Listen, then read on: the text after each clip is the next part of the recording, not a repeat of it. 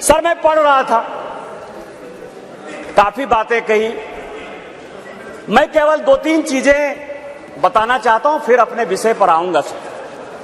ये देश इस संविधान से चलता है और इसका आर्टिकल 82, मनीष तिवारी जी यहां बैठे हुए हैं, कल से लगातार वो संविधान संविधान संविधान की बात कर रहे हैं। अभी सोनिया जी ने भी बोलते हुए बातें कही कि अभी क्यों नहीं लागू कर दिया, कब से लागू कर देंगे। यह देश संविधान से चलता है। मैं आर्टिकल 243D और आर्टिकल 243T, जिसके लिए कि उन्होंने बड़ा अपने आप को गौरवान्वित महसूस किया कि हमने पंचायत में जो है महिला रिजर्वेशन लागू किया, बड़ा अच्छा किया। लेकिन यह आर्टिकल में 243D और 243T हमने तो नहीं दिया। आप दोनों को पढ़ लीजिए, 243D और T क्या पंचायत में किस तरह से रिजर्वेशन होगा और म्युनिसिपल कॉर्पोरेशन में किस तरह से रिजर्वेशन होगा। आपने उसके लिए कभी ओबीसी की बात तो नहीं की। यदि इस आर्टिकल में यदि आपने डाला होता ओबीसी की बात, तो आप जब करिए बहुत अच्छा। इतने वर्षों से आपको नहीं दिखाई दिया। उसी तरह से 1947 से लेकर 49 तक ये पूरा संविधान सभा चलता रहा। परसों से यही भाषण सुन रहे हैं सर। इस कॉन्स्टिट्यूएंट असेंबली से लेकर 1952 से लेकर आज तक चुनाव हुआ, कभी किसी ने राज्यसभा में रिजर्वेशन की बात नहीं की, विधान परिषद में बात नहीं की। आज भी राज्यसभा में शेड्यूल कास्ट और शेड्यूल ट्राइब को रिजर्वेशन नहीं है। विधान परिषद में शेड्यूल कास्ट शेड्यूल ट्राइब को रिजर्वेशन नहीं है। आप कौन सी नई बात केवल पॉलिटिकल एंगल के लिए ले आते हैं।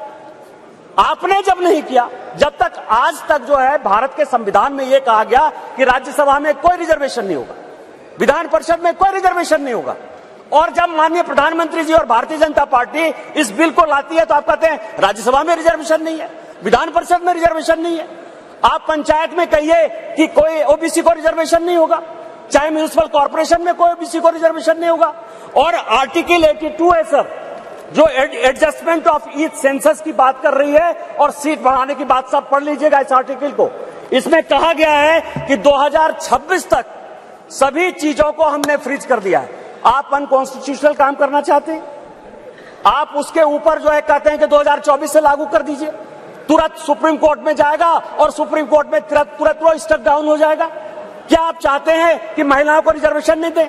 और जिस तरह से आप केवल राजनीति के माध्यम से इस महिला रिजर्वेशन को लॉलीपॉप बनाते रहे, घुमाते रहे, वही भारतीय जनता पार्टी करे।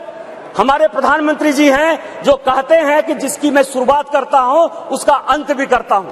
यदि ये महिला रिजर्वेशन यहां आया है तो महिलाओं को अधिकार मिलेगा, मिलकर रहेगा। दुनिया की कोई ताकत इसको नहीं रोक सकती है। लेकिन इनके यहां क्या दिक्कत है सर? इनके यहां सबसे बड़ी दिक्कत है, और अभी जितने स्पीकर बोलने वाले हैं सर, वो स्पीकर 2026 में ये आर्टिकल 82 पढ़िए, संविधान को जो है पढ़िए। जो संविधान में लिखा हुआ है कि सेंसस होगा, सेंसस के बाद डिलिमिटेशन होगा और डिलिमिटेशन के बाद जो है हम उसको लागू करेंगे। और ये आर्टिकल 82 कह रहा है, ये 82 कह रहा है।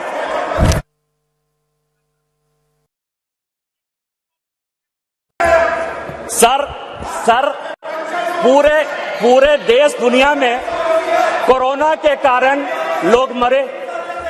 माननीय प्रधानमंत्री जी के कारण आज 140 करोड़ लोग बच गए।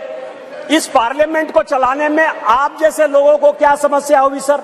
लोकसभा, राज्यसभा, लॉबी, सभी जगह सांसद बैठकर कानून पास करते रहे। भाई मरता था तो भाई का लाश जलाने के लिए कोई नहीं जाता था, पिता मरते थे तो पिता का लाश जलाने के लिए बेटा नहीं जाता था। उस कोरोना से बचकर हम आए हैं 2 साल के बाद। आप कहते हो आपने क्यों नहीं कराया, आपने क्यों नहीं कराया? कितने लोग थे जो रोड पर घूम रहे थे, कितने लोग थे जो खाना खिला रहे थे, सारे जगह के ट्रेन बंद थे, सारे जगह की सब स्थितियां बंद थी। भागलपुर पूरा जो है भारत जो है किस तरह के विकट परिस्थिति में था सर। माननीय प्रधानमंत्री जी 140 करोड़ लोगों को बचा के लाए हैं। और सेंसस जो संवैधानिक चीज है उसको जब हम लागू करेंगे तो ये लागू होगा। आज आप कह रहे हो क्यों नहीं लागू किए? देश में फिर से ये गलत तरह का माहौल पैदा करने की कोशिश कर रहे हैं सर। 2020 और 21 के माहौल के बाद, कोरोना के बाद कैसे सेंसस लागू हो सकता था, कैसे सेंसस हो सकता था? और माननीय गृह मंत्री जी बैठे हैं, हमेशा कहते हैं कि मैं कोई गैर संवैधानिक काम नहीं करूंगा, कोई असंवैधानिक काम नहीं करूंगा। यदि सेंसस होना है तो उसका भी डेट घोषित होगा, सेंसस होगा, डिलिमिटेशन होगा और महिलाओं को रिजर्वेशन मिलेगा। यही तो इस बिल में है 334 से, जिसके बारे में कि माननीय कानून मंत्री जी कह रहे थे सर। लेकिन क्या समस्या है कि ये अपने जो 26 पार्टियों का एक जो घमंडिया गठबंधन बनाया है सर, इंडी अलायंस, उसके सारे नेताओं का मैं भाषण पढ़ रहा था। आज सोनिया जी जब बोल रही थी तो मुझे लग रहा था कि वो राजनीति से ऊपर उठकर बोलेंगे, क्योंकि वो अपोजिशन की आवाज थी। मैं उनका सम्मान करता हूं सर।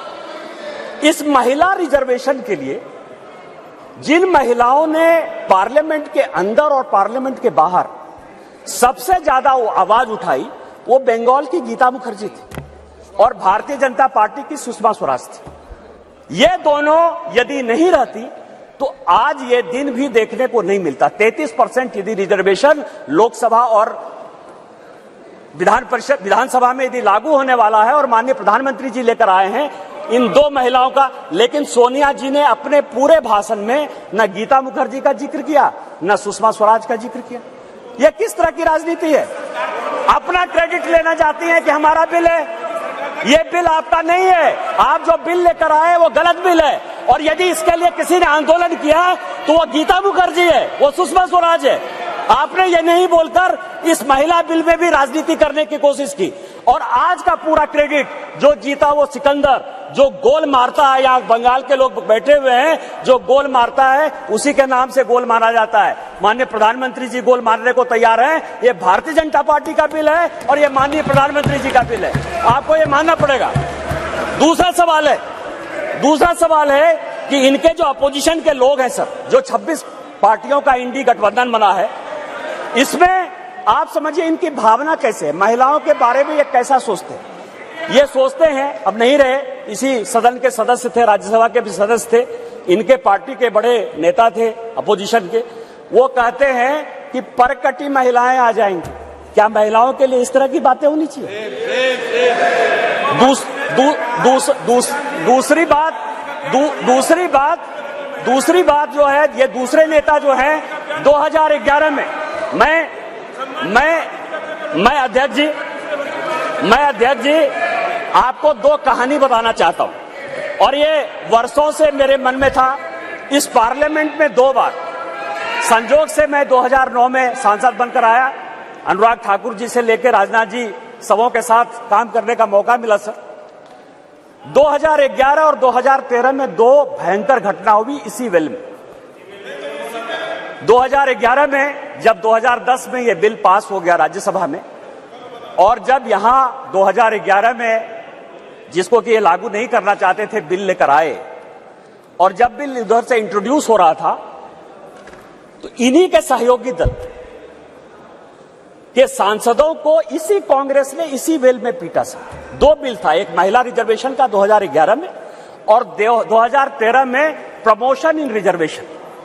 और प्रमोशन इन रिजर्वेशन में मैं जब बात करूंगा तो ये पूरे के पूरे बेंच खड़े हो जाएंगे सर। यही वी नारायण स्वामी बिल को पेश कर रहे थे, समाजवादी पार्टी के यशवीर सिंह, शेड्यूल कास्ट थे सर, ये कहते अधिकार की बात, शेड्यूल कास्ट शेड्यूल ट्राइब की बात करते हैं सर। यही यशवीर सिंह यहां पार्लियामेंट में उस तरफ से गए, वी नारायण स्वामी का उन्होंने बिल खींच लिया। इस पार्लियामेंट में, इसी लोकसभा में सर, सबसे पहले बिल में यदि उसका कॉलर पकड़ने के लिए कोई आया तो यही मैडम श्रीमती सोनिया गांधी जी थे सर। और नीरज शेखर वहां खड़े थे, मुलायम सिंह यादव बाहर थे, और मैं वहां से कूद कर टेबल पर आया और मैंने कहा कि आप यहां की तानाशाह नहीं है, आप यहां की रानी नहीं है, इस बेल में आप मारपीट नहीं कर सकती हैं। और इनके जो इतने लेफ्टिनेंट थे, बिलास मुतेबार से लेकर सबों ने उनको पीटा।